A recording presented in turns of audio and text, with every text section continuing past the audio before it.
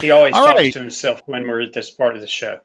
exactly, because I have an alert that tells me, "Are you ready to go live?" Not yet. Yes, you're going live. Then the line in the middle says, "You are now live." So I have to talk to myself. All right. Welcome, everybody, to another exciting episode of Under the Dome. I'm your host, Alan Ulrich, dealing with my sidekick here, Sean Williams, and our very special but regular guest, the David Brenner, as it were, of the Under the Dome. Hey, for those of you who are old enough to know what I'm talking about, David Brenner was a regular on the Tonight Show as the guest host. So that's what Bob is. Bob is our regular here, our regular guest. So we have. But David Brenner was never the guest on Valentine's Day. No. Hey, he could also say he is the Steve Martin of Saturday Night Live. Steve Martin has hosted that show more than anyone else. So one or the other. All right.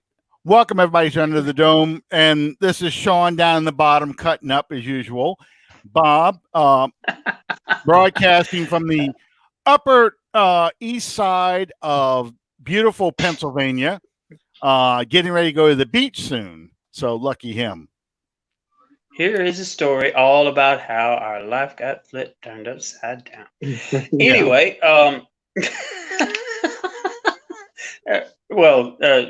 anyway, thank you guys for joining us for, man, Alan, can you believe that it's been 4 years? 4 years, about 4 different formats. Yeah, I can sometimes. It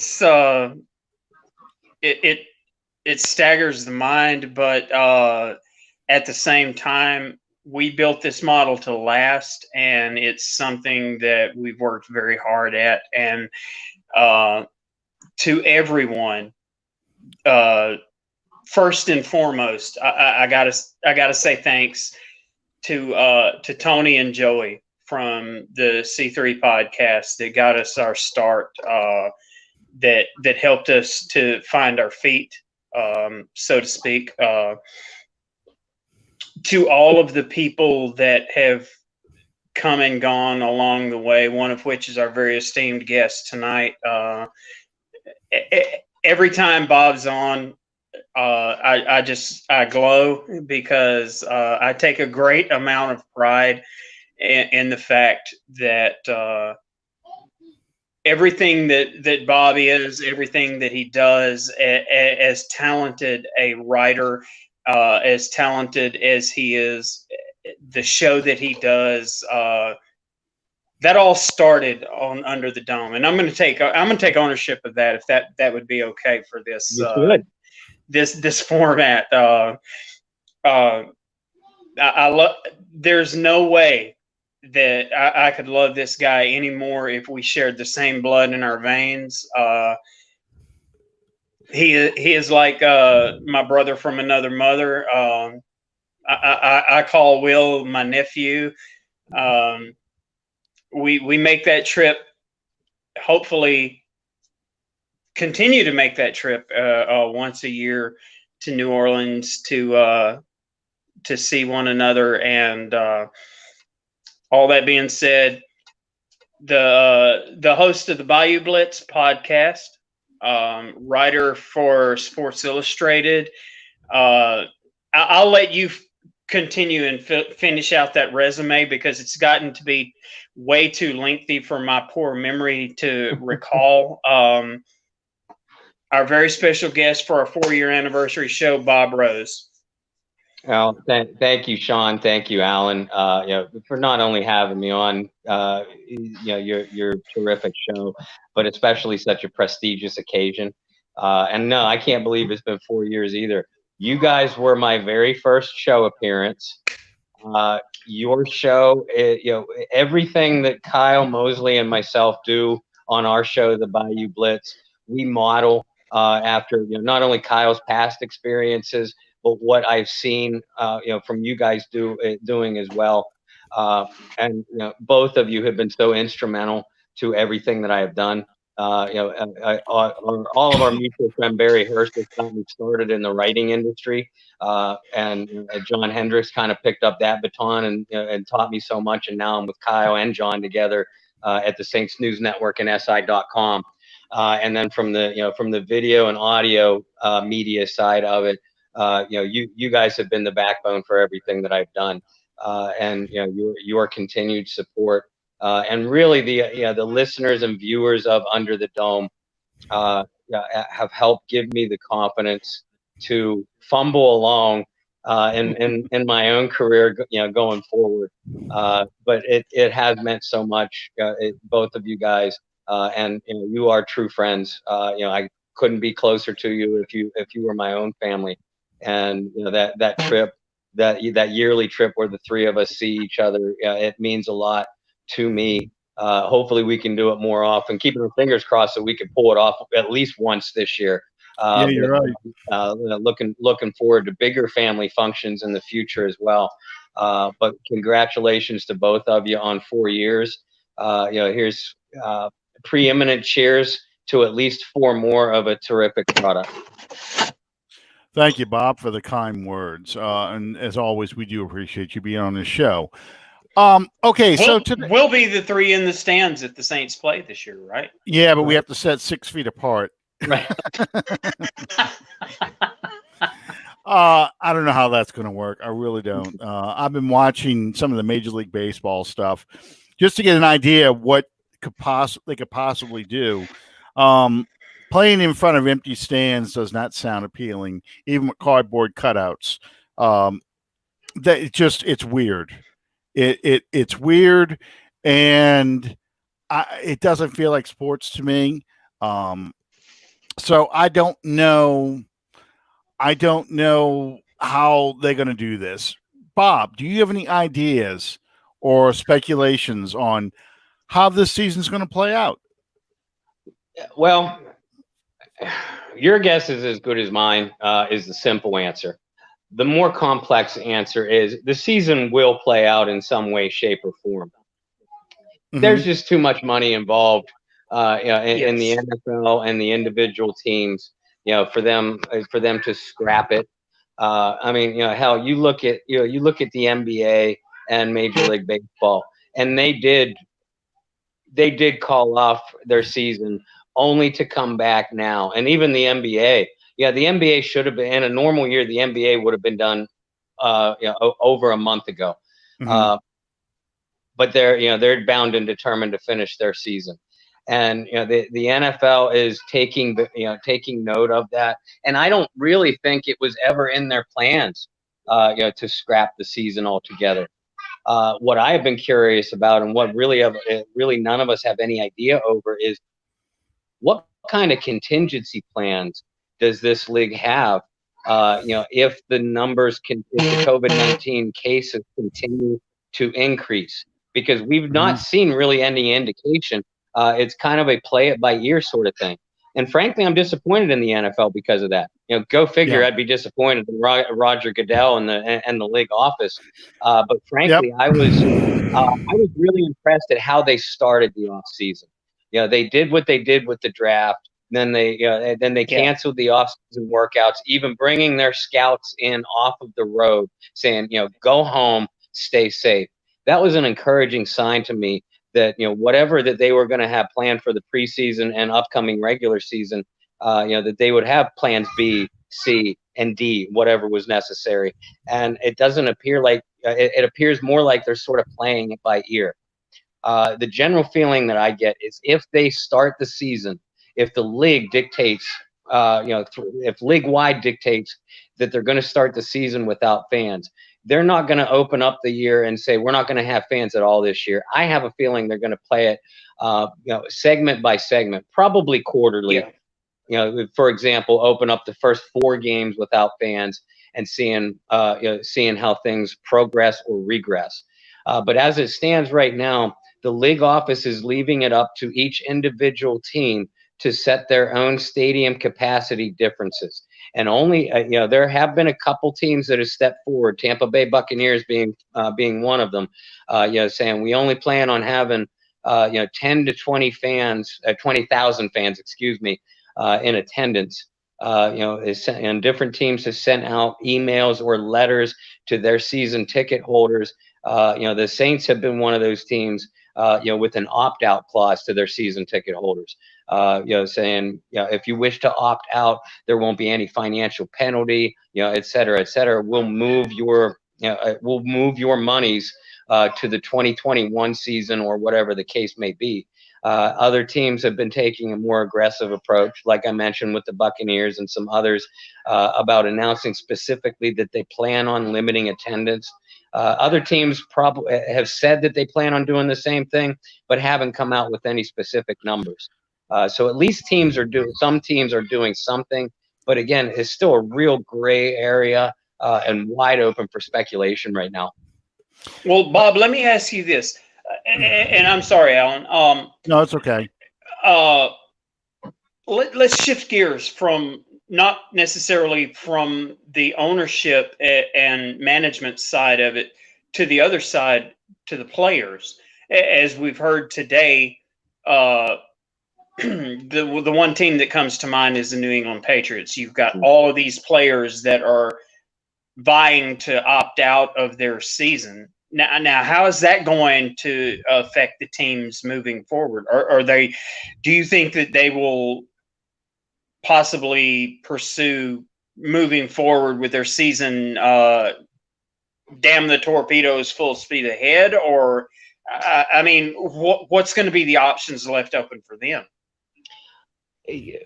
Damn the torpedoes and full speed ahead. Just like if you would have a player go down for the year, regardless of how big name player that might be, you still have to play the games. And that's kind of the way that these teams are looking at it.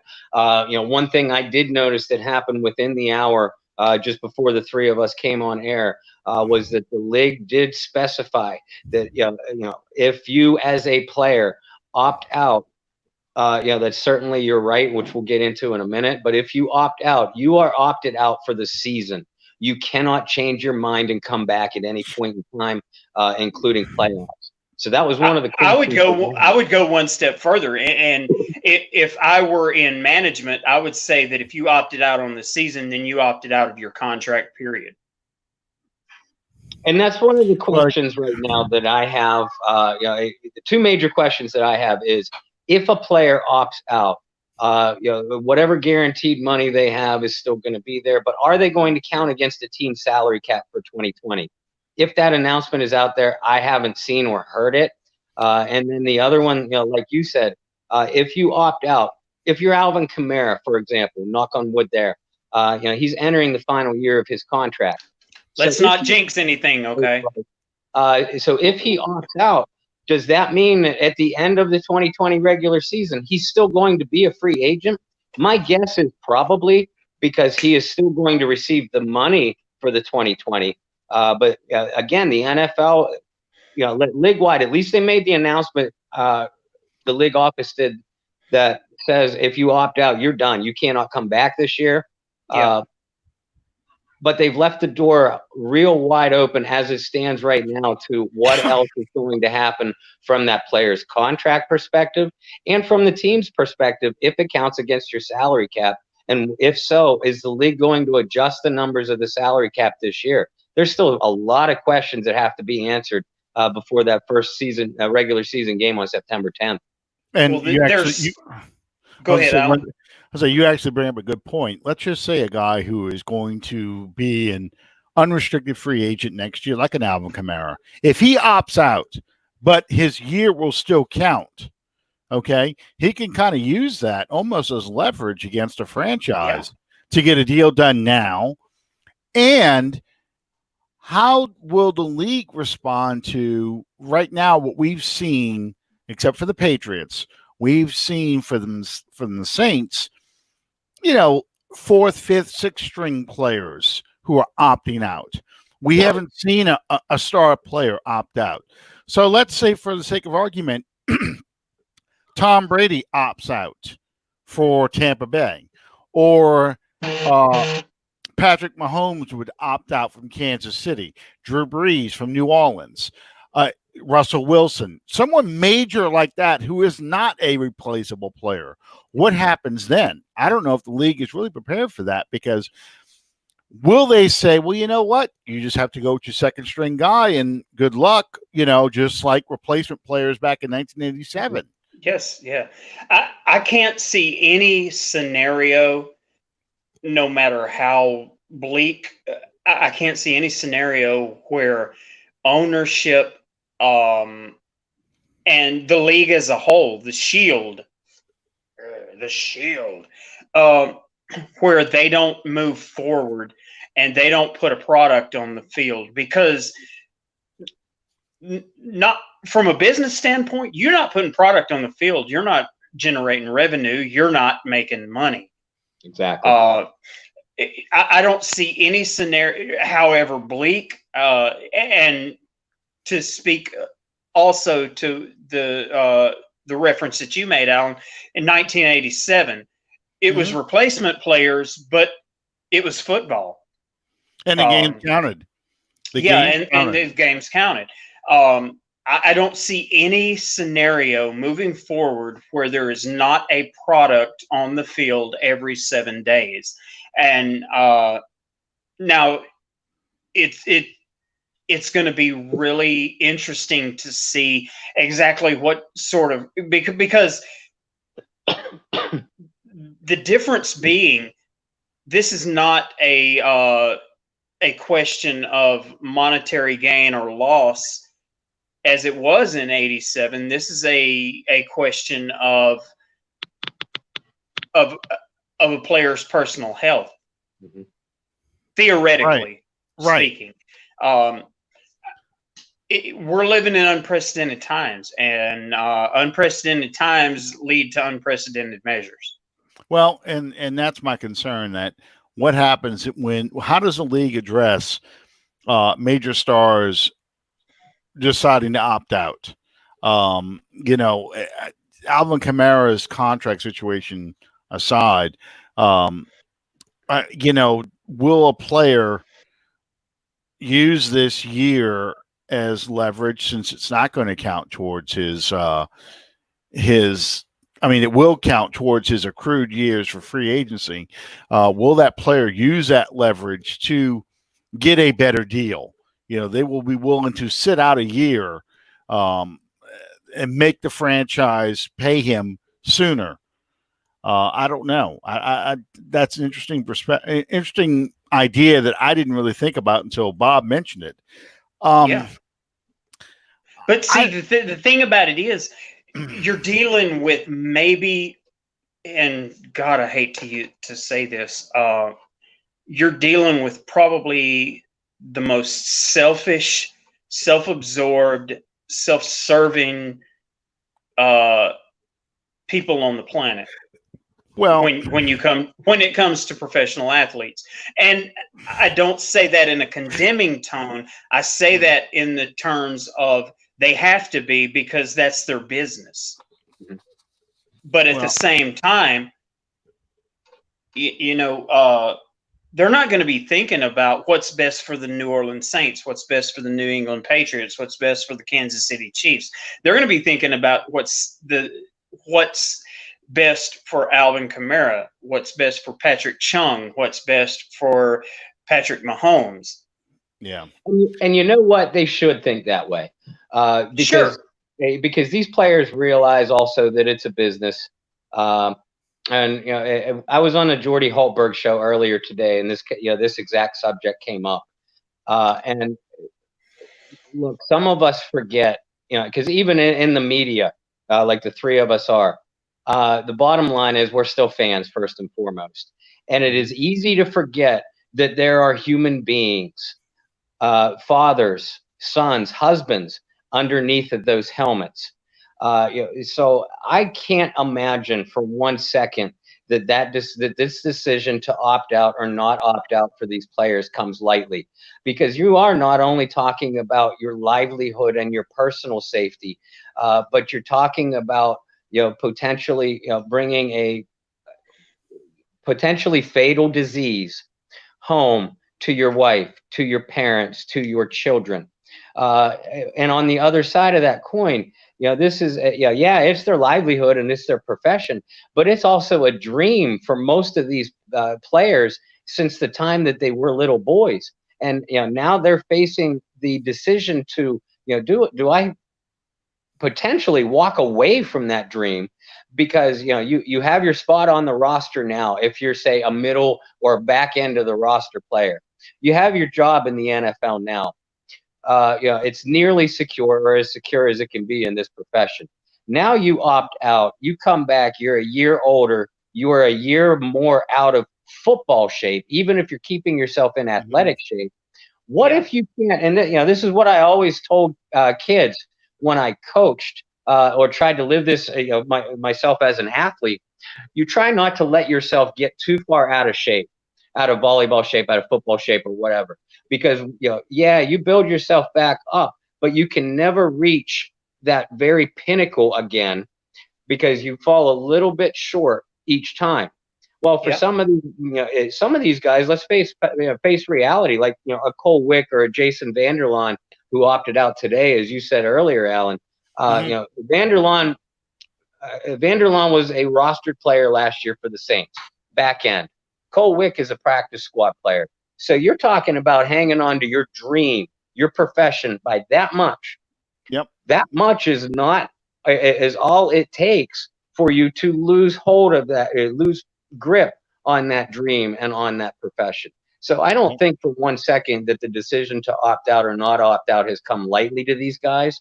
And I don't think that there'll be very many star players to do so. But anybody that does so, you do have to, even if it hits hard on your own team, you have to respect and admire their decision.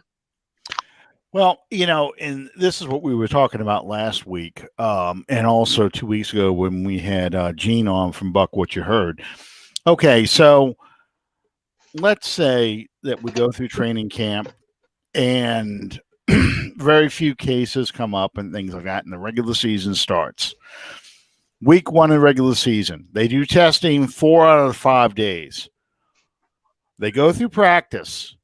On Friday, the results come in, and lo and behold, we've got 2 positive cases on a team of 53 players. What happens that Sunday? I mean, do you isolate those players for 2 weeks? You have no choice but to. Right. So is that game canceled now? Because you can't go out there and just put another team out there now. That's one of my biggest concerns I have, because we saw this just now. Major League Baseball has only been going on for about a weekend, a little bit longer now. But I mean, last weekend was opening weekend. All right. And I still call them the Florida Marlins, but the Marlins, the Florida baseball team, Miami baseball team, had 14 players test positive. Yeah. And so their games are postponed. Now, in Major League Baseball, even with a shortened season of, say, 30 or 40 games, you can miss, say, 7 or 8 games in a 2-week span and not really affect anything. You got 162 to choose from. Well, right. You missed 2 weeks, though, in the NFL. That's almost a quarter of a season, so because there's so fewer games that are played. My biggest concern is during the regular season, people testing positive, because you can put a bubble as much as you want. You still have a lot of people that you're interacting with. Yeah. If you've got to isolate people for so many games, 14 days, and you infect, say, 6 or 7 players, maybe the whole team, because they're not sure how. Let's just say it's a pretty common player, like a defensive lineman or an offensive lineman, who touches or comes in contact with a lot of people, what happens? What happens in that? That's all the kind of scenarios that I'm disappointed the league hasn't addressed. Mm-hmm. And they haven't. And I'm not sure that there's a way that you can. But this is something that, like you said, Alan, the league hasn't even brought forth to us. In your scenario, if you're talking Thursday or Friday before a Sunday game, and you have 2-3 players that test positive, logically, logic would say, okay, those players are going to sit out for 2 to 3 weeks until they test positive. Okay, that part's all fine and dandy. But what about all the players and coaches on their own team that they've come in contact with during the course of the week? Absolutely. Look, as regular Joes in society, how often has a restaurant in your neighborhood closed because 1 or 2 of the co-workers has tested positive for the COVID-19 virus? Yeah, they'll close the whole. They do a lot more than just send that worker home for 2 or 3 weeks. They'll close the restaurant because of how many people and things that those infected people have come down with. So what's to say? Why is the NFL or Major League Baseball any different? I know if I was a player on an opposing team, that's the first, silly me for thinking logically, but that's the first thing that would pop up in my head. Okay, well, Alvin Kamara, knock on wood, just tested positive. Poor Alvin, we keep bringing him up. Hey, man, if I'm the coach, Shy Tuttle gets black pepper up the nose before every series. If you're playing the New Orleans Saints, this upcoming Sunday, and player X, for the Saints has just been ruled out with COVID-19. Okay, that's fine and dandy. I don't have to tackle him this Sunday, but I have to tackle or block or defend against all of his teammates who have come in contact with that. This is why they call it a pandemic, folks. And I don't know if there's any way schematically that any of these professional leagues can handle it. Other than what the NFL should have done, would quarantine their players about a month before training camp and begin testing then. And that's where I'm most disappointed in this league. No pun intended, they dropped the ball big time on that one. I completely agree. I agree. I mean, the only thing you've got to look at it, NBA, Major League Baseball, NFL, you're talking about a business that basically has a license to print its own money. It transcends all racial barriers. It transcends the globe. It transcends everywhere.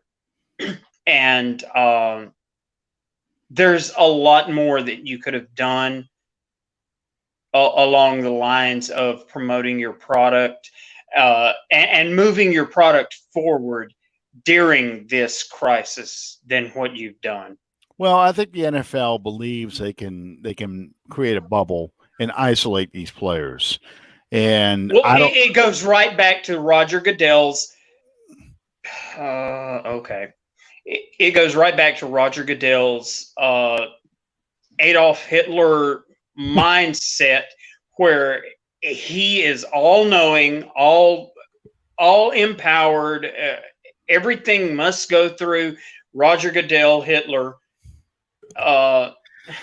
Well, I think he's under tremendous. I'm not defending Goodell, but I think he's under tremendous pressure from the ownership to have a regular season, and they in turn are under pressure. At what cost? Well, but they're under pressure from the networks to have a regular season, and their plans basically are: how can we control this disease to allow the players to continue playing? And see, therein lies the problem: the arrogance of Roger Goodell to think that he can control this. Yeah, and it's beyond his control. But he's being asked to do that, so it's a catch-22. You're being asked to control something that's not controllable, so you think you can control it because you want to have a regular season go on. I think we should just kill Roger Goodell and be done with it. Well, like I said, it's not just Roger Goodell; it's 32 owners too who are pushing for this. Roger Goodell works for the owners. Roger Goodell is a puppet for 32 multimillionaires. And because I have been the loudest outspoken person against Roger Goodell in recent memory that I can remember. But you have to remember that Roger Goodell doesn't say anything that those 32 owners don't tell him to say. And you've got the new guard. You've got a lot of young owners in there who are, and it's hard to believe that Jerry Jones is now considered one of the old guards of the owners, but he should die too. You've got a lot of owners who worry that if there is no football this year, okay, when the contract with the television company, television networks comes up, they're going to demand money back because we lost all this revenue because we're not having games to show on Sundays. ESPN's going to say, look, we have all this time blocked out for NFL-related stuff that we won't have anymore. People aren't going to watch. So what do we do with that? We're going to want some money back. So they stand to lose billions and trillions of dollars by this, okay? But how much money are they going to make if their players aren't able to play? They'll find people to put in the uniforms if they have to. That's the thing. We've already seen that. The precedent's been set. But then you get to South Lake versus North Lake. I understand that. And I told you that's the thing I mentioned with Gene 2 weeks ago, where the Dallas Cowboys, Washington Redskins, had the guy they got out of jail to play quarterback for the team.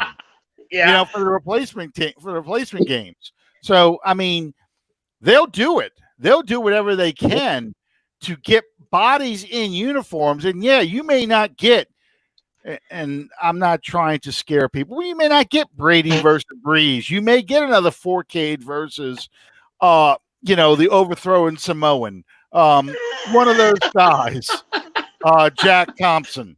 You may get a game like that instead of what the marquee matchup, but all they're going to care about is, hey, you told us to put the Saints and Bucks on. There's your Saints and Bucks. Exactly. I don't care. And it's like I pointed out the night that Gene was on. By the time that point in time reaches us, you're going to be dealing with a group of what's the word I'm looking for? You're going to be dealing with people that are so starved for the product that they'll take North Miami High School versus Jesuit from New Orleans. They're not going to care. Here's one other thing. I'm going to throw this out there just because I feel like, being an Evan Rude in a cesspool right now. But let's just say, for example, you've got all replacement players out there because the bulk of the players say, you know what, I'm not going out there and play. Well, and this comes from social media, what I've read on Twitter and what I've read on Facebook and everywhere else, where they're like, I'm done with the NFL because of the social justice stuff. Okay. Every time you say that, I brace. Well, go ahead. Let's say you've got now replacement players making up the bulk of this thing. Those people who say, I'm done with the NFL because they're just a bunch of overpaid millionaires lecturing us about all these things. And you got guys who just want to go out there and play football. Maybe it's their dream. The overweight bouncers, who've watched Roadhouse too many times. And versus, hey, I got all kinds of them tonight. But I mean, you get those guys out there. Now people are like, oh, yeah, this is my kind of football. These are guys who want to play. They're going to play for nothing. It's like grabbing people out of the stands and throwing a jersey on them. Get out there and do something. And it looks like a clown circus. It looks bad, but people go out there because They're going to support these guys because they're one of us instead of the multimillionaires who live in the, I sound like a guy from Charlie's Bar in the lower ninth ward, but yeah, these are regular people, not a bunch of highfalutin millionaires, and they got people who are like that. Look at this, my brother. Be nice. Like Alan's ever been to the lower ninth ward. I actually have been. I used to work at a place outside of lower ninth ward on Poland Avenue. So yeah, I got to pass by some lovely sights. Well, to shift gears a little bit, okay. There was a deal. There's enough negativity. There's a deal made today where the Seattle Seahawks basically mortgaged their future. I'm sorry, I can't say that with a straight face. To get Jamal Adams. What say you guys? The Jets never learn. Nope. This is why they're the Jets. Yep. You get a good play. Why do good players always want to leave the Jets? Yep. Because they suck. But that's the culture. That's the culture. But Bob, go ahead. I mean, that's my attitude. The Jets never learn. No, you're pretty much right. And yeah, I don't fault the Jets nearly as much as I fault the Seahawks. 2 first round and what, a second round? Yeah. And for a retread? Not a retread. He's an all-pro. He's a good player. This could be their Kim Chancellor. Yeah. But are the Seattle Seahawks one safety away from winning the Super Bowl? That's my entire take on this. Are they one player away from winning the Super Bowl? Sean, I put the Seattle Seahawks in my short list of legitimate Super Bowl contenders for 2020. Sure. They have some questions on the offensive line, but they have a good talented pair of running backs when they're healthy. One of the best quarterbacks in the game in Russell Wilson. A few talented receivers. That can break a game open, something that Russell didn't have earlier in his career. Defensively, they have a very, very formidable front seven, a couple of young and upcoming cornerbacks. So why wouldn't a safety, an all-pro game changer at safety, put them over the top? I think that's because you don't have that bookend for him. You had shit. Hang on. Lost my gig here. Hang on. You don't have that Cam Chancellor and someone on the other side to protect him. Jamal Adams is going to be on an island. Yeah. Okay. But it's not like they've got trash around him. He had trash. No, I don't mean that there's trash around him. Me personally, I don't see the Seahawks as being one player away from winning the Super Bowl. Let me ask you this. I mean, all three, because I saw you two both nodding your heads, when I was, given the short list of, the Seattle talent. Mm-hmm. So with that Seattle defense that they already have, who would you rather have on an island if you're that Seahawks secondary? Yeah. Jamal Adams or Bradley McDougald, who they traded, who was included in the Jets trade. McDougald is a good player. We saw him in Tampa, but he's no Jamal Adams. I'm looking. Quandre Diggs is projected to be the other Seahawks safety. Yeah, and you're right. Quandre Diggs is no Earl Thomas, who was Cam Chancellor's bookend, but he's a good enough player. My point is, Jamal Adams cannot carry a team to a championship. Nor would you expect that from a safety. Jamal Adams can be a difference maker for an already good defense. And especially we know darn well the kind of receiving corps that exist throughout the entire NFC. Again, I would rather go up against those receivers with a Jamal Adams than I would with a Bradley McDougald. So Seattle, yeah. Absolutely. But I would say that maybe outside of the NFC South, that the NFC West has probably got the most formidable wide receivers that you're going to face It's not even in the entire conference. It's not even just the receivers; it's the offenses. Yeah, that you have to face just in the NFC West. You still have, McVay had a down year last year in Los Angeles, but you still have McVay and Goff and that offense. 2 years ago, that people were calling the greatest show on turf too.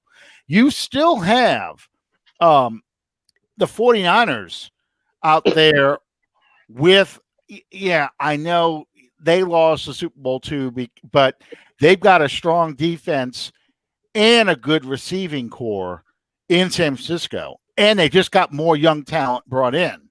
Okay. And you've got an up and coming team in Arizona. Oh, yeah. So you're going to have to build a defense, and especially with a mobile quarterback like what you have in Arizona. You're going to have to build a defense that's built on speed and power. Jamal Adams gives you that. And you're also looking at Russell Wilson's, believe it or not, his window is the closest to being closed out of that whole division because Goff is a young player. Garoppolo's a young player. And we already know, and I just drew a blank on his name, but Kyler Murray is a very young player. How you gonna drop the bomb on an Oklahoma player? I had his name, and then when I said Goff, it disappeared from my mind that quick. But yeah, so I understand the trade, and the Jets got probably about as much as they could get for him. Oh yeah, but they are going to piss away those draft picks. That's what they do. That's the Jets. That's what the Jets do. I'm dead serious. One year, the Jets had 4 number 1 picks. Cole Brady. And they got nothing out of it. 3 of them were out of the league in 3 years. Yeah. And that's the Jets. And if it wasn't for Joe Namath, we probably wouldn't even pay attention to the Jets. I mean, because they would have no history. They really wouldn't. Okay, we can mark the Jets off the list of potential. You get a Jet fan on this show, and they will repeat everything I say, just much more profanely. I'll just bring up Joe Walton and watch the profanities just fly.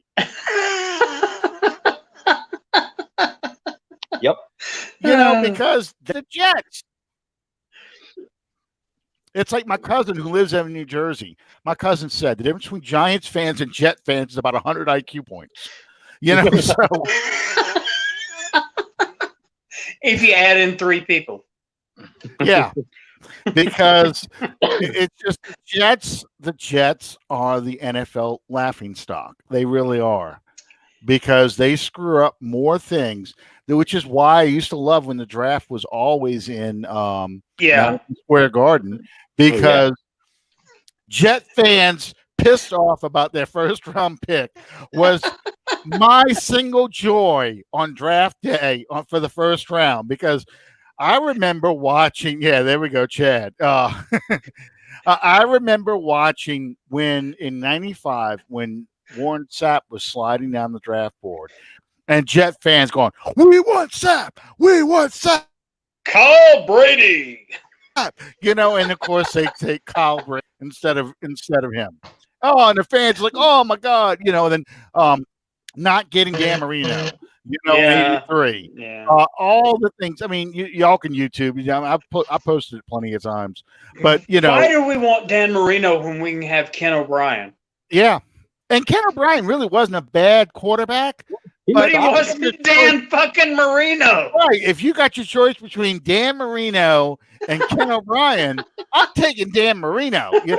That's like, Tom. I had a good quarterback in Drew Bledsoe, but Tom Brady was still on the board.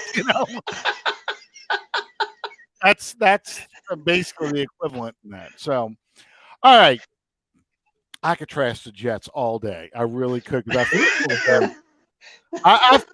feel so bad for them because even when they get a good, I don't. Oh, I don't feel bad for them because stupidity over a short period of time, it's forgivable. Stupidity over a lengthy period of time, that's not something that we feel bad for. That's just something that we laugh at. Especially from New Orleans. I mean, come on. Yeah.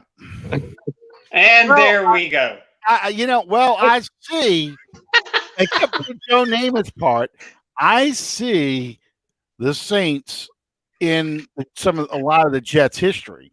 Mhm. You know, the things that the Jets did versus the things the Saints did over their first 20 years. But Billy Joe Hobart. well, I mean, but yeah, you go through some of the Jets quarterbacks and things like that. And unfortunately, the Jets and the Saints have a lot of history mixed into each other. Yeah, they do. Because the 1-15 team, who's the one team they beat? The Jets. Yep. You know? Who did we beat that day? Richard Todd. Who ended up quarterbacking the Saints 1984? Richard Todd. Yeah. It's just and unfortunately in 83 I went to a Jets game. I've told you all this story before. 83 I went to a Monday night game against the Jets. I did not have a good feeling the whole time we were going to this game.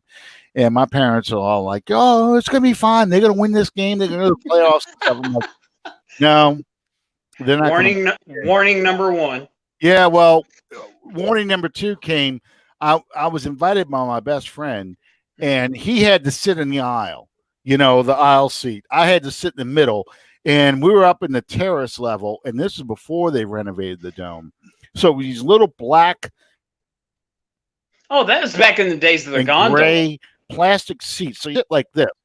Yeah, well, the gondola was still up there, but I had to sit like this because I had a fat guy on one side, and my friend was not thin either. And he's sitting on the end with his leg out in the aisle, because he's all comfortable. And I'm sitting like this, watching the game for 3 hours like this. I'm leaning forward, just so I can breathe. Well, that part of the dome, because they're 50-yard line seats, but you're sitting on top of the stadium. Mm-hmm. So that part of the dome, the inclination of these steps is pretty damn steep. It is. Yeah. So, guys going to get beers in the first quarter, they're fine.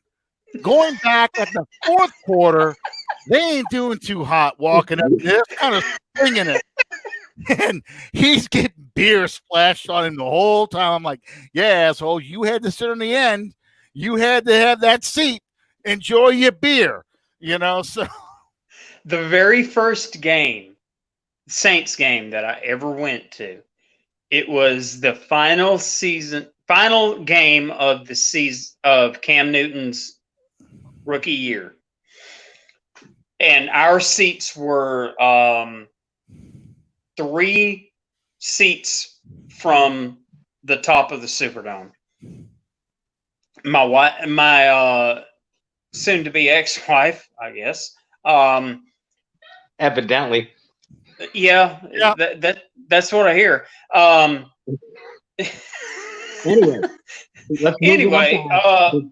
Moving on.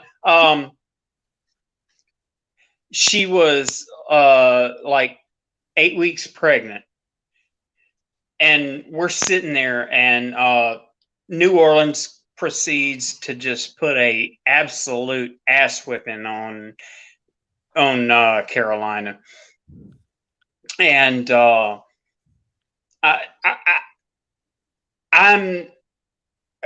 walk in, and I'm kind of like Rudy's dad in Rudy, because my wife was pregnant. They ushered us up to the top and let us walk through the top things and opened a door, and there we were.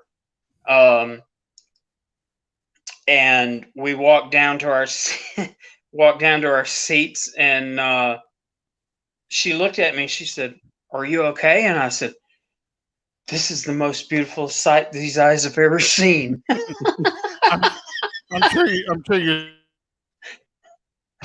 That's why your wife is going to be your ex-wife. Said that, but that's all right. Yeah, well, All right. Yeah. And there was this. I'm trying to be politically correct here. There was this very large woman that sat. We were like 3 seats in from the aisle.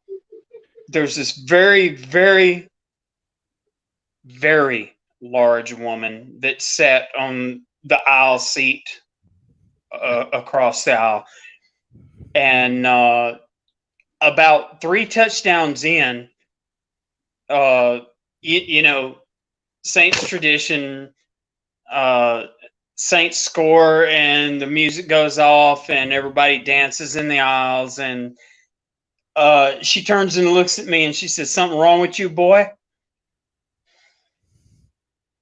I got up and danced. I'm not a dancer, but she motivated me. I got no words. I don't either. And there he goes. I'll just say the closest I ever get to doing dancing, I do the white man overbite. That's about it. You know, that's What? The white man overbite. You know, where you bite your lower lip. You know, that's the white man overbite. Is that? We both. Well, and Bob, was that your better half laughing back there? Yeah, it was. Yeah, I figured. They love it and we both did it. Well, I'm telling you, that's what you should do. The white man overbite. You know, that's all you can do. So anyway. Oh my God. I think I'm having a heart attack. All right. So NFL Network is ramrodding the top 100 players over the past couple of days now. And the Saints are second only to the 49ers with 7 players. And I was just looking it up to see where everybody was. I know it just had Cam Jordan has been announced. He's ranked 23 in the top 100. So that leaves Alvin Kamara. I'm sorry, that leaves Michael Thomas and Drew Brees left. Alvin Kamara was already on the list. Marshawn Lattimore, Demario Davis, and who else? Ryan Ramczyk. I think Ryan Ramczyk was 100. It's something way low, ridiculous. Yeah, right. So, you know, it was all, you know, but Cam Jordan tonight apparently is 23. I guess he did 100 to 50 was last night, and then tonight must be 50 to 1. I don't know. You know, so they used to do 10 a week. Oh, look, my niece is on. Hi, Genevieve. You just missed the white man overbite joke. You have to watch When Harry Met Sally to get that joke. So, Ramczyk ranked 82. I think that the tragedy of that list is going to be that Demario Davis is going to be sorely underestimated. Okay, so Demario Davis was what, Allison? So he was in the 70s, I think. So thank you, Allie. Yeah. So, but yeah. Okay. So Sunday was 171. Monday was 70 to 41. So yeah, you know, Demario was 62. Okay, Demario was 62. My son's chiming in. So Demario was number 62. So like I said, I haven't watched it. The year they left off Jimmy Graham entirely was, you know, the last year I even watched it because that was just totally ridiculous. Regardless of how you felt about him, that he wasn't even in the top 100 players in the NFL, and he had like double-digit touchdowns, you know, over 1,000 yards receiving, all that stuff. I'm going, really, you know. So for all you fans of Under the Dome, the very first F-bomb that was ever dropped on our show was Alan referring to Jimmy Graham. Probably. I don't know what I said at the time, but probably. Well, let me enlighten you. I am not a Jimmy Graham fan, and this is not news to anyone who knows me, but I made a disparaging comment about Jimmy Graham, and Alan's Alan's eyebrows kind of met in the middle like this, and he said, "All he does is catch fucking touchdowns." That's So, right. That's what when people tell me, "Oh, he doesn't block. Oh, he doesn't do this, doesn't it?" Hey, all he does is catch touchdowns. Last time I looked, that's how you won football games is catching touchdown passes.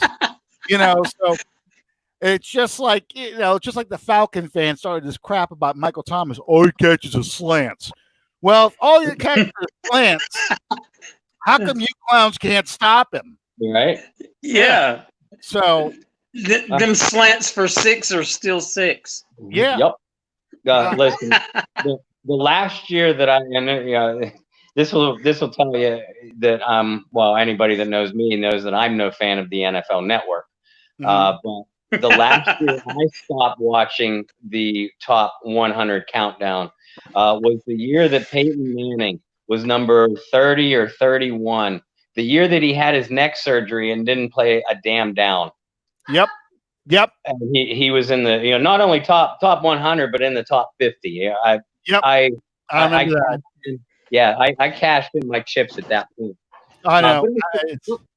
I'll say this. This is allegedly a poll where the players have a say so in it too. If you believe that, fine. I have some desert land in the swamps to sell you. Yeah, but I got a player for you. Number 1, Ben Dover. Bend over. Promising defensive end.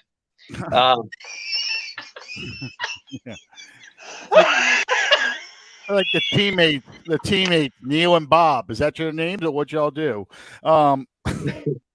Hey. Anyway. Go ahead. Bob. They at least got Ramczyk, Davis, Kamara, Cam, Thomas, Breeze, of course. If you're gonna put in a most influential players of 100 players, those 7 players should certainly be in there. The 4 that have been up there, certainly the first 3 Saints that were up there were way too lowly ranked, but at least they're on there. Listen, we know that New Orleans is going to get screwed over by fan opinion polls and all that bullshit. The fact is that this team went 37-11 over the last 3 seasons and is still among the top Super Bowl contenders. You can't, if they aren't the most talented team in the NFL right now with depth and all pro caliber talent at every position, they're on a very, very short list of contenders. It's really as simple as that. And my last comment about the top 100 list: if Michael Thomas isn't the number 1 receiver left on the list, there's something seriously wrong with it. Yes, I know Julio Jones is a bigger receiver. I know there's faster receivers. But when you set the record for catches in a single season, you need to be in the number 1 receiver on that list at that time because that's what it takes. But he won't be. And, that'll get – it's like putting a Chris Sims list out there on Twitter. I mean, he's just going to set people off. So, that's why I don't watch that crap. The only thing I watch NFL Network for, and I only watch it as a streaming service, is old football games. That's the only thing I'm interested in. They've been updating the top 10 list. They had top 10 passers. Drew Brees wasn't on the list. And it's like, all right, I get it. You don't like us, fine. We'll just kick your ass and complain some more. For every Lombardi ring that your dickhead has, my man has a page in the record books. So here we go. All right, so I know it's terrible to be asking you this at 1 minute left in the hour, but we can go going over every week. Bob, who do you want to look for? Who are you looking for this training camp in the new faces to see what they do? I think certainly you have to start with the two top guys on offense. One in the veteran free agent Emmanuel Sanders. For the first time since his rookie year, Michael Thomas finally has a legitimate threat as a running mate at wide receiver, and this offense is so much better for it. Emmanuel is still a 1,000-yard caliber receiver. He's not going to surpass that number in New Orleans just because of Thomas and the other weapons that Breeze has to throw the ball to, Kamara, Jared Cook, etc. But Emmanuel Sanders is going to make defenses pay for overguarding Michael Thomas. It's exactly what this team has been missing in the last two playoff runs in particular, and helped attribute to their offensive shortcomings in the playoffs. So you got to start with Sanders, and then you move to the offensive line. Cesar Ruiz is going to have some big shoes to fill, figuratively and literally, in replacing Larry Warford. But I love, and I hate the University of Michigan. I hate Michigan. I hate Michigan. I hate Michigan.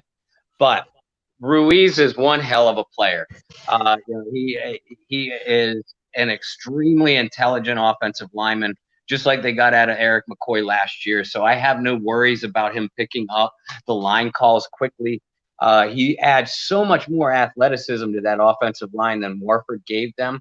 And for a lot of us, myself included, that were a little bit critical of, why isn't Alvin Kamara picking up his usual extra yardage on the edge, as a runner or in screen passes? Well, you click on that film, one of the reasons why, and Kamara's partially responsible, he wasn't healthy, but one of the other reasons was Warford wasn't getting out there fast enough to take out some of those extra defenders.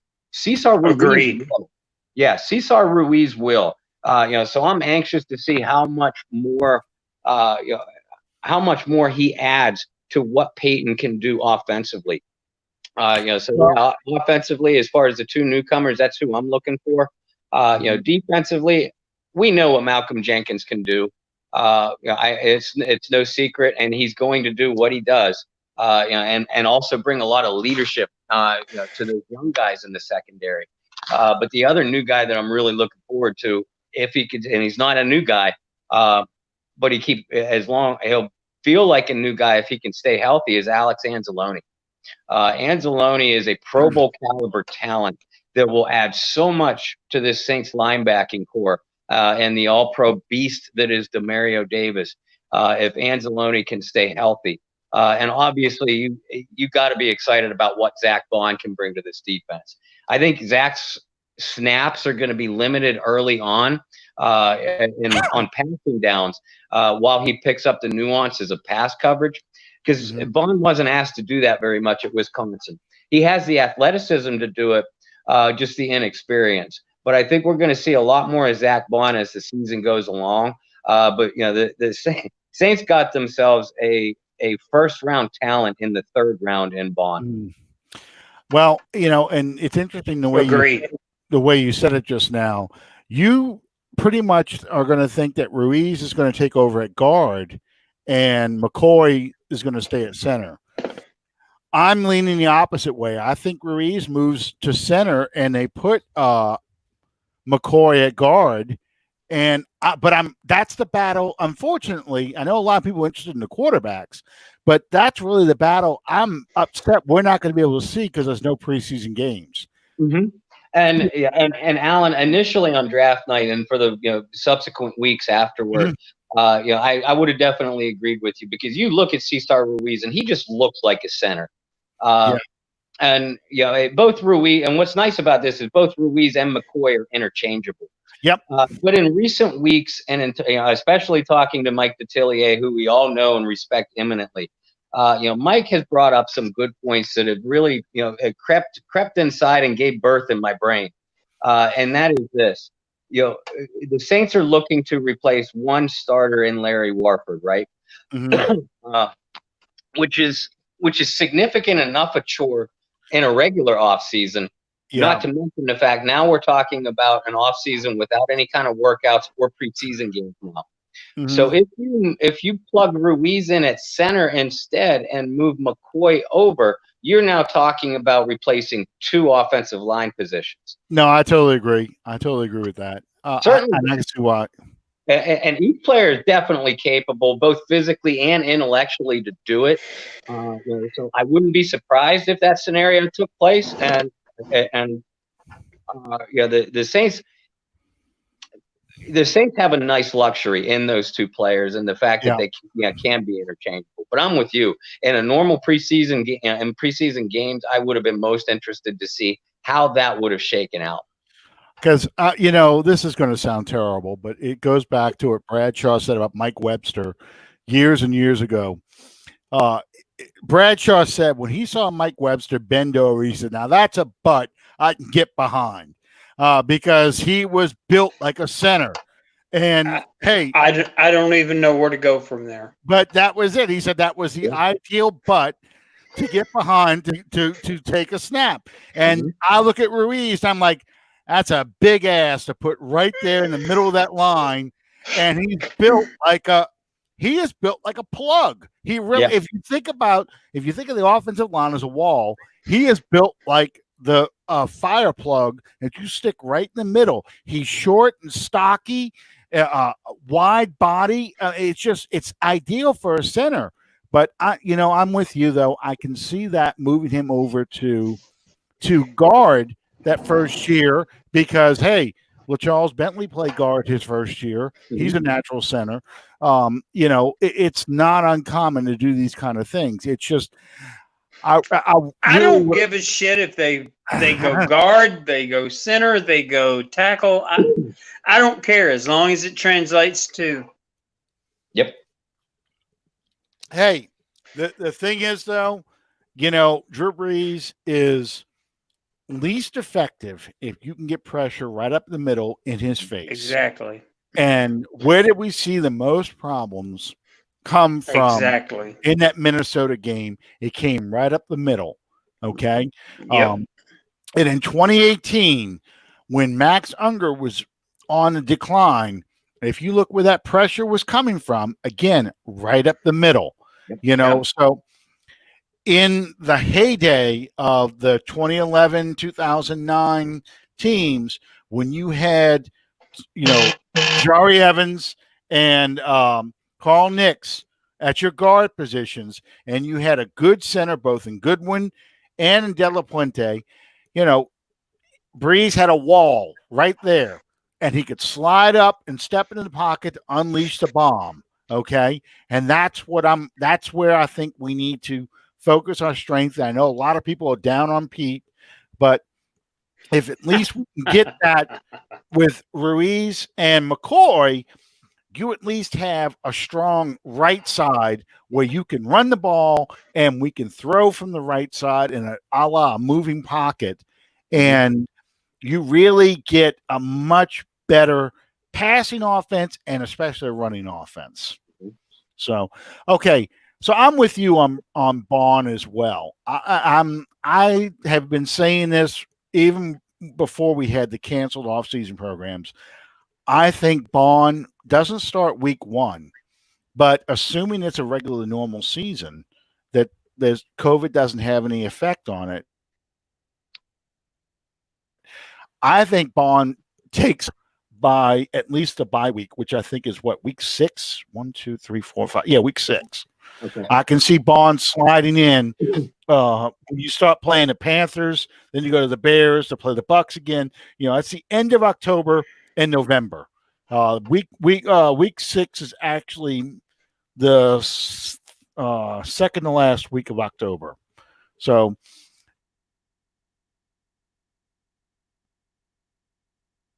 I think he's calls, and he's shown coming in, subbing in packages where I think he's going to replace Kiko Alonso.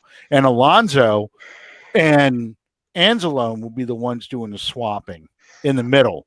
But you'll see. Well, it all depends on the health of those above mentioned. And Alonso and Anzalone, they haven't done anything to prove that they're durable. So there you go. Yeah, it's a challenge, but I think between the two of them, you could probably get 16 games, assuming that Bond takes over on the strong side. Because how often do the Saints play 3 linebackers anyway? They play a lot of the big nickel package where you have Demario Davis and another linebacker out there, and you have either Chauncey Gardner-Johnson, P.J. Williams, or someone down as the nickel safety, corner, linebacker hybrid player, you know.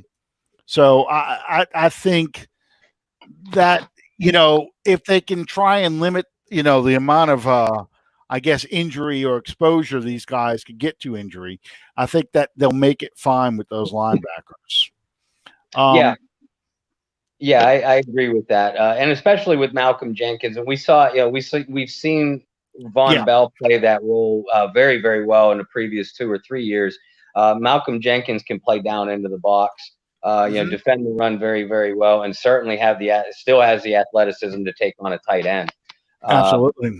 But that just shows you what kind of versatility that Dennis Allen has in that entire defense from front to back. This defense really excites me, guys. I think it is on the verge of being an elite defense. I really do. I do as well. I agree. I agree. I think it does too. I think the big thing we need to get this year is more turnovers, because that has been the difference between 2009, 2011, and 2018 is the number of turnovers. You get enough turnovers, because really the turnovers was part of the reason why the 2017 team was able to get to the divisional round of the playoffs. They were able to force a lot more turnovers. If we can get anywhere close to 2009 level of turnovers, I think this team has a much better shot of making it past the NFC Championship game, making it to the NFC Championship game, and then making it past that game. You know, so how about Jared Cook? What are your expectations for Jared Cook this year, Bob? I think Cook's going to have a monster season. People forget right?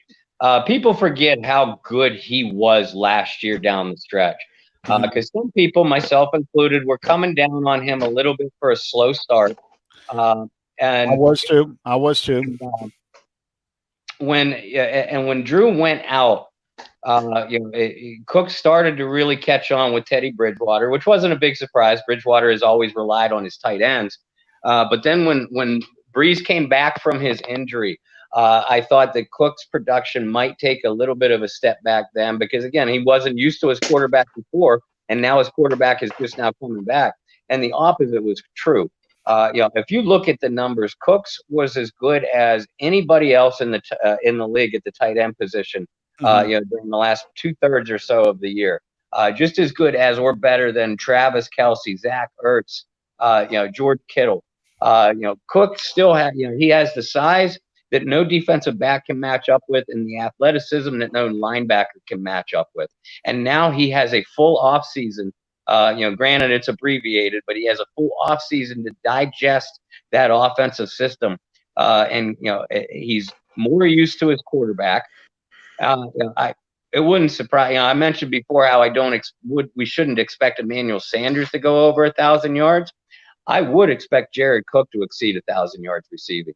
He was on track for that. If you project his last 2/3 of the year statistics to a full season, you're talking about 1,000-yard tight end. There's no reason to believe that he won't do that this year.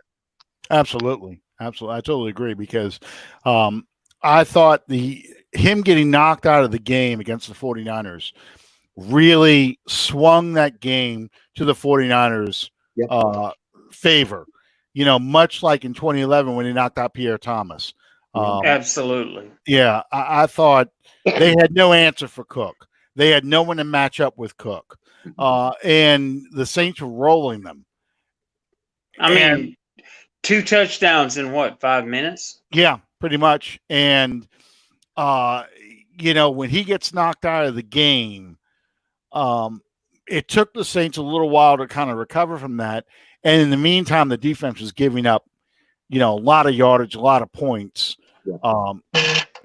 But I think having a healthy Cook that whole game, we were all set to match a shootout.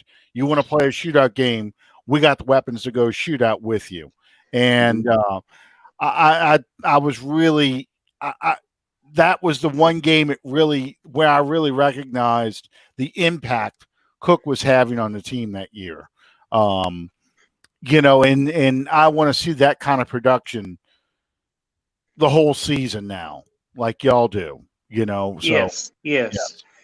I think that Cook is going to have to be a seasonal tight end rather than a weekly tight end, if that makes any sense. No, it does. I totally get that. And then, you still have, as much as they say he's only going to be a quarterback, you still have the Taysom Hill experiment going on.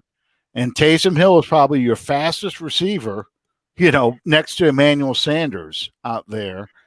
He can play tight end. He can play running back. He can play quarterback and kick returner and all those things. And, yeah, but in a compositional mode, though. But, he's a matchup problem because when he's out there, you don't know what they're going to do with him. So you have to account for him because you can't say, okay, he's a gimmick player. He always does this. Well, no, because as you saw in the Minnesota game, he almost single-handedly willed. Well, I got to give Deontay Harris credit too because he was doing his best too. But he was willing that team to win as a running back as well as a quarterback. So, and then as a receiver. So that's all things that I give you that. But when you get to the postseason, it's not about gimmicks. It's not about ploys. It's about executing. And yeah, but he's not a gimmick anymore because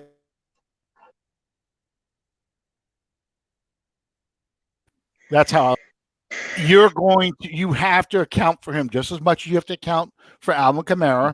Just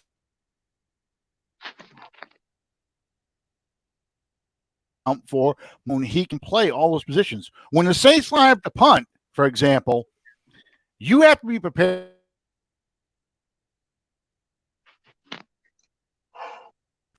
Because, they may punt, they may not. It's not like, oh, look, he's in now, so it's going to be a fake. You don't know. And then he could fake by running it, and he's thrown it a couple of times. He threw it in the 49ers game.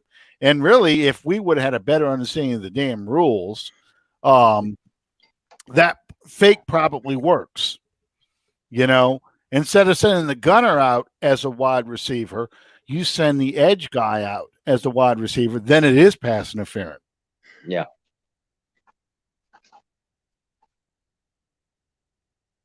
Knock out of bounds. You can't. So anyway.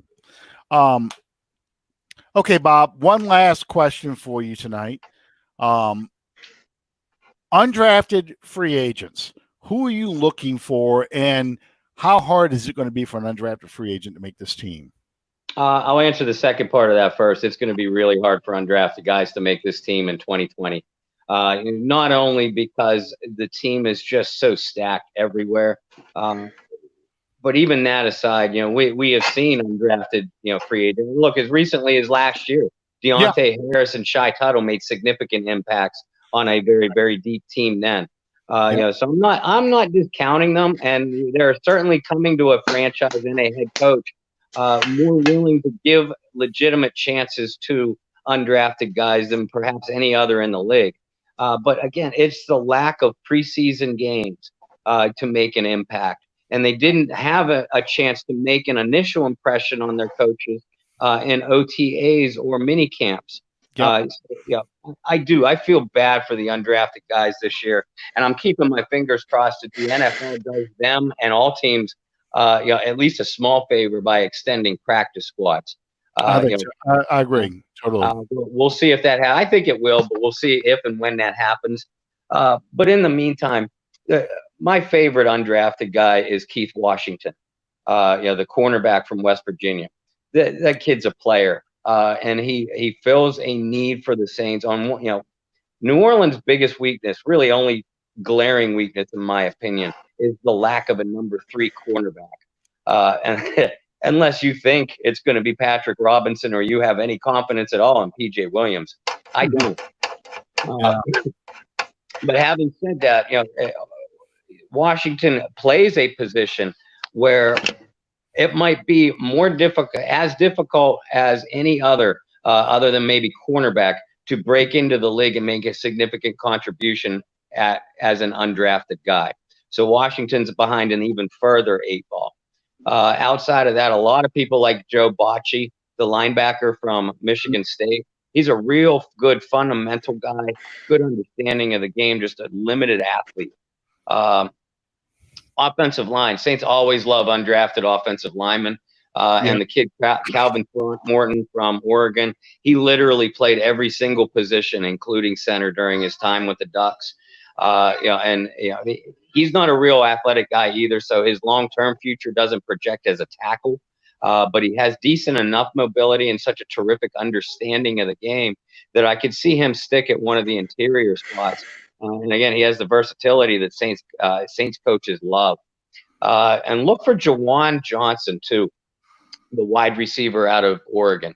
He's a big athletic guy, kind of the physical type of receiver that Sean Payton loves. I know everybody else loves Marquez Callaway from Tennessee, the deep threat. But Johnson, to me, is the more complete receiver. And because of that, he has the better opportunity to make an initial early impact. And there is still some spots on this Saints roster to be had at wide receiver. Michael Thomas and Emmanuel Sanders are givens. Even though I have Traquan Smith on a list of potential veteran players on the bubble in an article coming out tomorrow, the reality is Smith is probably not going to be cut. Outside of that, you're talking about all first and second year undrafted guys that are going to be vying for 2, maybe 3 spots, probably 2, because Deontay Harris is going to have a spot too, obviously. So look for Jawan Johnson, to make an impact. And other than that, guys, and it's a shame too, because I really like most of their undrafted class this year, but they're just not going to have a legitimately fair shot, to make a 53-man roster. You get to me with an expanded roster, their chances are much, much better. Right, because they're just the opportunities just are not there because you don't have the games to play. That 4th preseason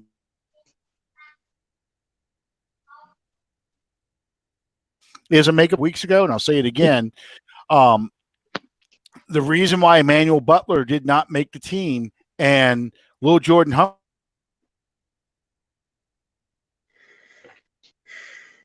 is because Humphreys caught everything in the games, and they went with Humphreys over Butler.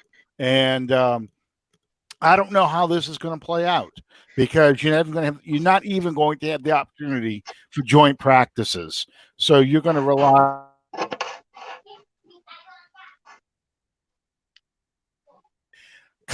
and it's going to be tough. It really will be for these guys.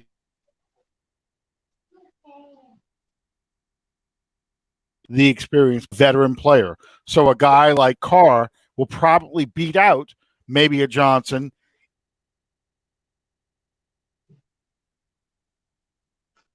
Probably a better it's just the nature of what you can show the team. So, all right. I heard you just kind of tease your article, Bob. What else are you working on, and where can fans find you and find your work? The easiest way to find me is just go to the Saints News Network or SI.com and find the New Orleans Saints team page. That's where all of my articles now are, through the Saints News Network and SI.com. I also post them on my personal social media sites, which on Facebook is just as simple as Bob Rose, and on Twitter at BobbyR2613. And we stream all of our articles and Bayou Blitz and Under the Dome shows both through the Bayou Blitz Facebook group too. So please, if you aren't already a member of the Bayou Blitz Facebook group and Facebook page, send us a member request. The Bayou Blitz page and the Under the Dome page are two of the most fun Facebook groups that you can be involved with if you're a Saints fan. Real interactive group, real supportive of each other. You'll feel like family. So if you aren't members of Under the Dome or Bayou Blitz Facebook pages, I'm telling you, folks, you're missing out. So join them both. As far as I appreciate you guys. We're linked. We're sister groups, and we're all brothers in arms. There you go. There you go.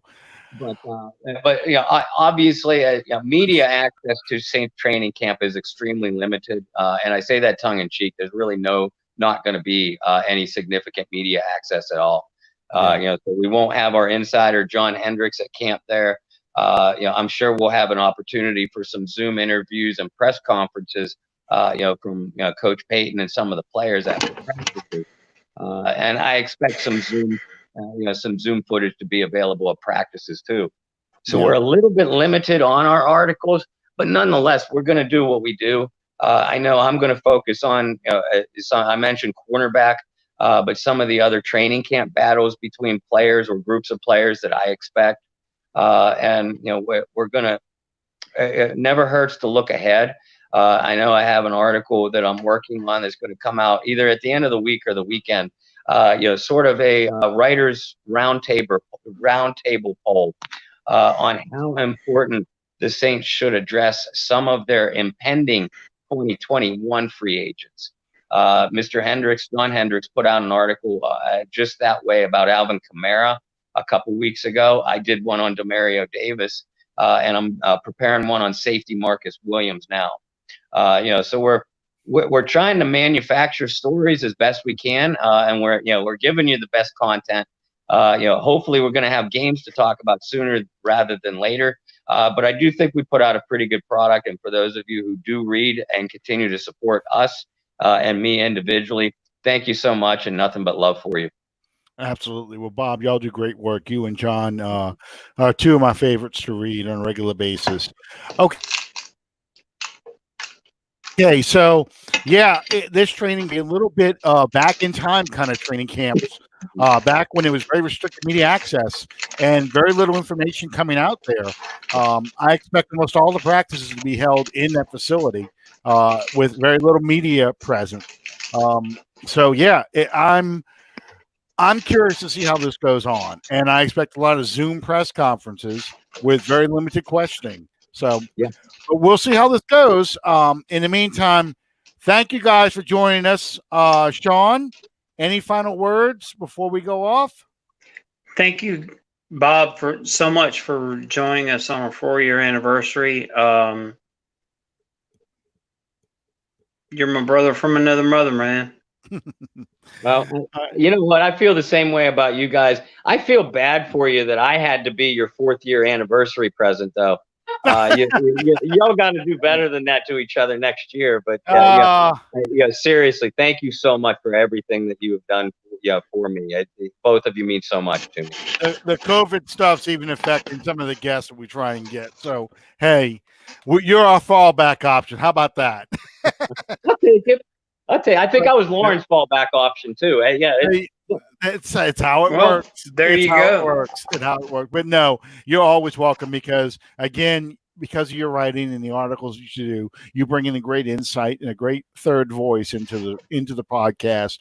And the reason why we do these things is to get that kind of discussion, because otherwise you have to listen to my old ass stories about what it was like to go to the Saints games way back in the day. Anyway, thank you, Bob, for sticking with us. I know it's 10:30 your time, 9:30 our time. Thank you all for sticking with us our extra time on this. As always, we go way over the limit, but we have fun. Anyway, we'll see you next time. Bob's show, are you on tomorrow night? Yes, I am. Allegedly, we're going to have Irv Smith, the former New Orleans Saints tight end. There you go.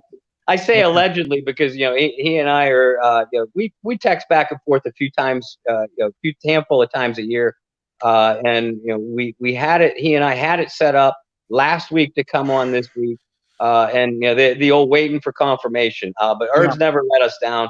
If he doesn't come on tomorrow night with us at 9 p.m. Eastern time, 8 Central, we'll have him on, soon, sooner rather than later. Boy, you got that Sean Payton phrase down pat, man. Sooner rather than later. Anyway, that's great. I'm gonna listen to the show tomorrow night. I'm looking forward to it. Even if you don't have Irv on, I still will listen.